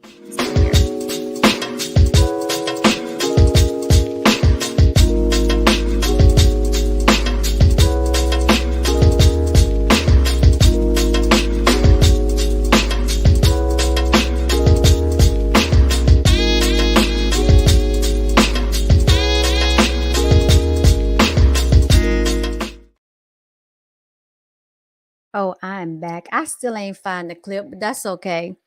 Yeah, anyway, let's just keep it moving until I do find it. If I can find it, I'll share it with y'all. If I don't find it, it's all good. It's okay. But it's so much stuff that people send me on Instagram. So much stuff that I wish I could share it all, but we don't have that type of time over here because I got to get ready for this open house tomorrow, y'all. So I'm not gonna be on here much longer. Let's see who sent me some stuff. I'm always receiving stuff. So, I do try to go over the stuff and see what I have going on. And I try to go through it and like I clip it to my notes so I can share it with y'all so y'all can see it. You know what I'm saying? When I'm seeing it, when I'm viewing it. But yeah, Virgos be doing a lot. And I don't know why that Virgos are so. One thing I notice is that y'all are the most passionate people about your zodiac sign, and I cannot understand why.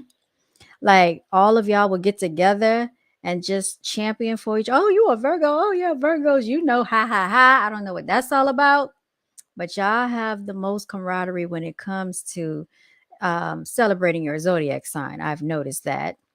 I don't know what that's about. You know what I'm saying? David Copperfield is a Virgo, in case y'all didn't know that. You might want to check him out because, he has his own private island. So he's into that magic and stuff.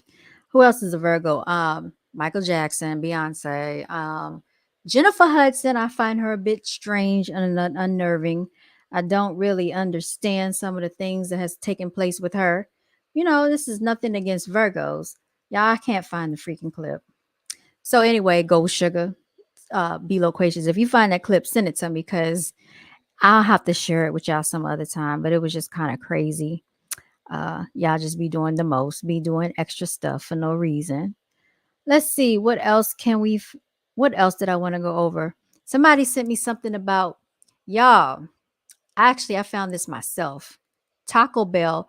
There was a guy, and I'm gonna share this. I'm gonna share this with y'all. Hold on.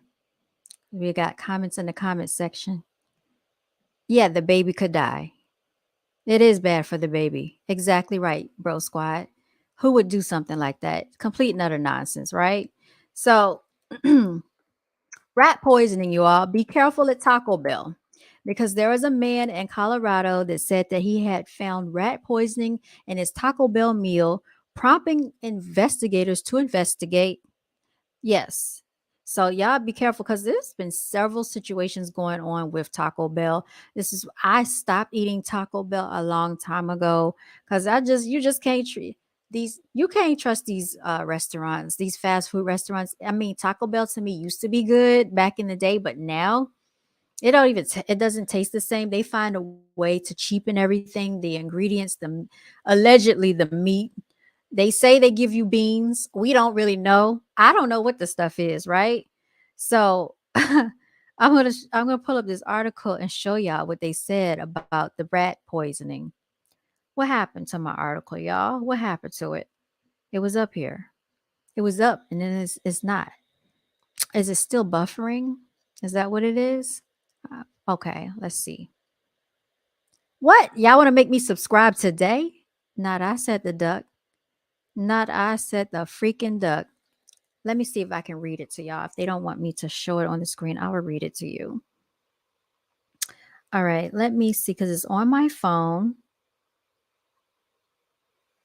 about the rat poisoning. Okay, here it is. Okay, let me click on it. And we don't if we don't have to use USA Today. That's okay. I'll do it like this, y'all.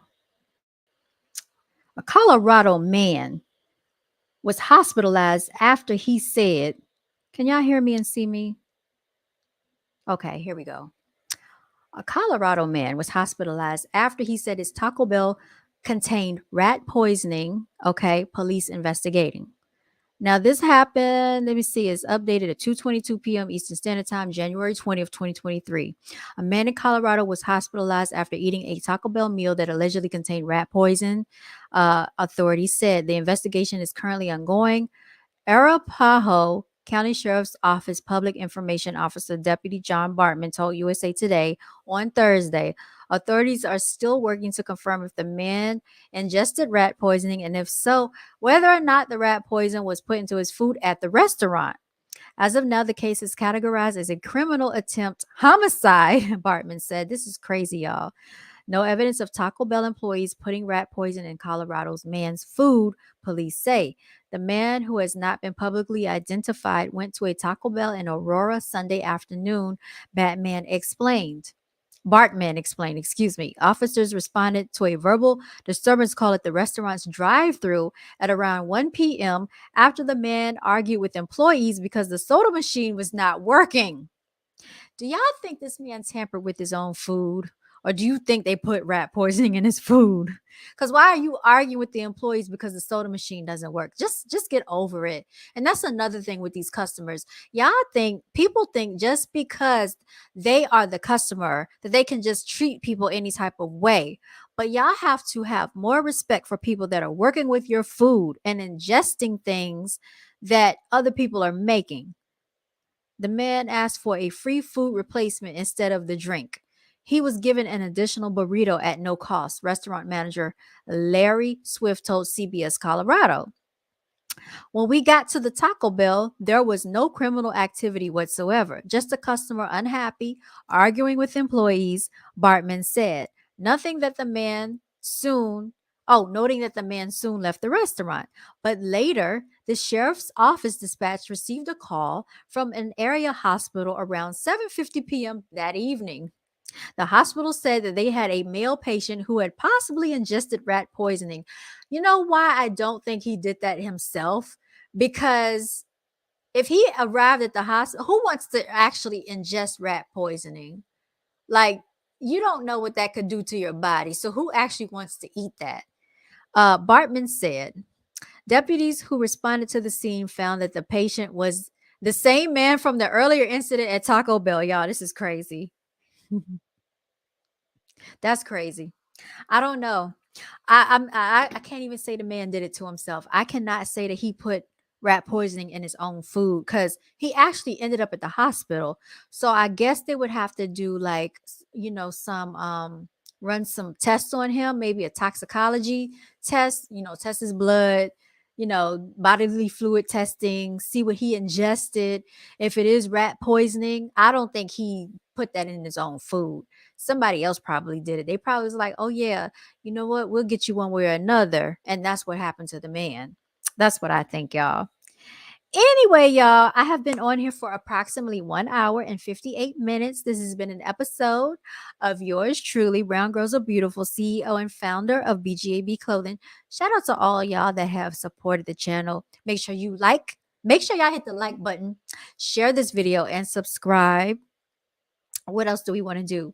Make sure you support BGAB Clothing.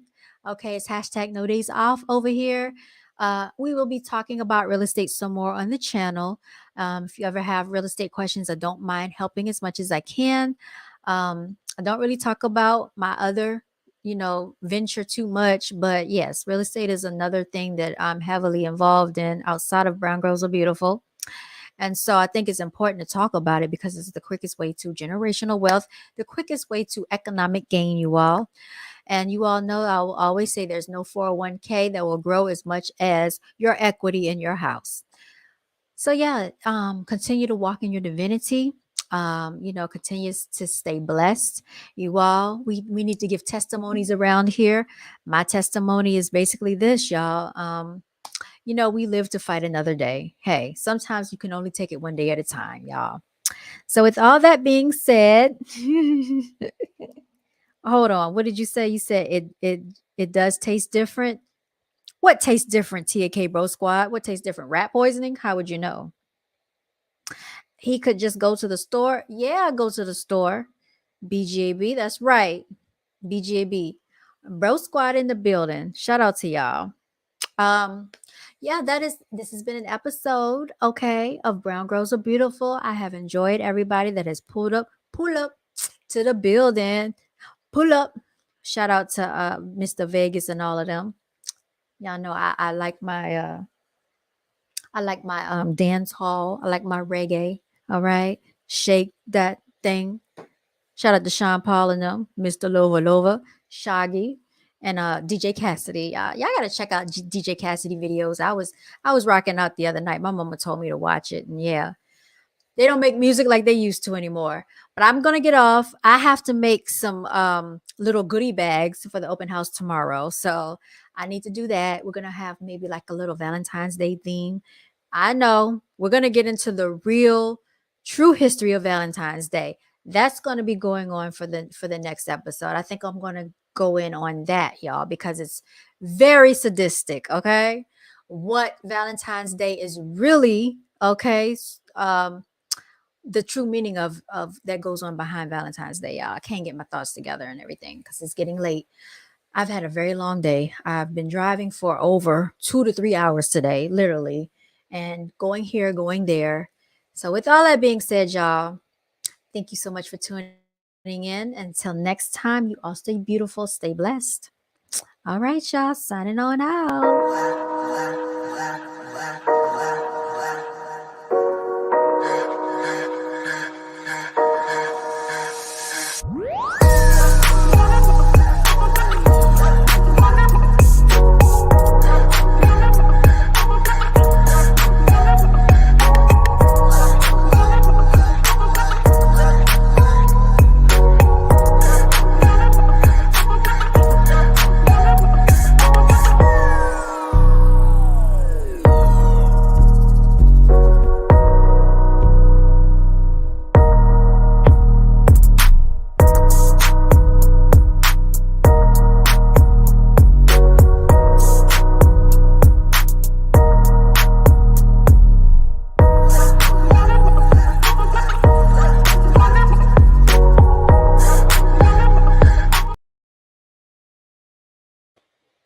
Signing out.